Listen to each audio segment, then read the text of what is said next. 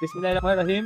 এতিম বাবা ফাউন্ডেশন কর্তৃক আয়োজিত বৃক্ষ বিতরণ কর্মসূচিতে আমরা পিরোজপুর গ্রামের এলাকাবাসীদের নিয়ে বৃক্ষরোপণ আমরা বিতরণ করতেছি। তো এখানে আমাদের শ্রদ্ধেয় কাকা চাচারা আছে, আপনারা হাতে এখন আমরা বৃক্ষরোপণ করি। আপনারা অবশ্যই আপনারা বৃক্ষরোপণ বড় হবে, তখন যে ফল আসবে এই ফলটা আপনারা সবার মধ্যে ফল এবং আপনারা চেষ্টা করবেন যে একটা গাছ যখন রোপণ করবেন তখন 10টা গাছ আরো সবার মাঝে বিতরণ দিবেন। একটা গাছ কাটবেন, 10টা গাছ রোপণ করবেন এবং যত বৃক্ষ প্রতিবদ্ধ গাছ লাগান, পরিবেশ বাঁচান। গাছ আপনাদের অক্সিজেন দেয়, বিনিময় গাছ আপনাদের থেকে কার্বন ডাই অক্সাইড নিয়ে যায়। অতএব পৃথিবীর ভারসাম্য, মানুষের যে ভারসাম্য তারা বজায় রাখে। অতএব চেষ্টা করবেন বেশি বেশি করে গাছ লাগাইতে এবং এটিএম বাবা ফাউন্ডেশনের জন্য দোয়া করবেন, তারা মানবিক কাজে সহায়তা করতে পারে এবং দেশ ও উন্নয়নের ভূমিকা তারা অবদান রাখতে পারে।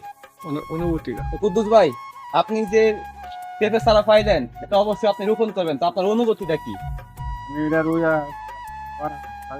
ফল আর অন্য জনকে আমি সারা দিন যদি মাশাআল্লাহ মাশাআল্লাহ।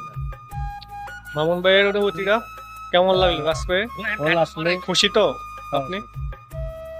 বকাকা কি খুশি গাছটি পেয়ে? তো গাছের ফল হইলে কি সবাই খাওয়াবেন? সবাই খাওয়াবো। আপনার অনুভূতি?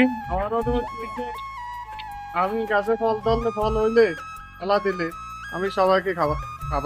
ইনশাআল্লাহ ইনশাআল্লাহ। এতিম বাবা ফাউন্ডেশন যে গাছ কর্মসূচি বিতরণ করতেছে সেই ক্ষেত্রে আপনি কোন চোখে দেখেন? এতিম বাবা ফাউন্ডেশন সম্পর্কে কিছু বলেন। শুভ লক্ষণ, ভালো লক্ষণ। এটা চালিয়ে দিতে হবে। হ্যাঁ, সবসময় এটা চালিয়ে যাচ্ছি।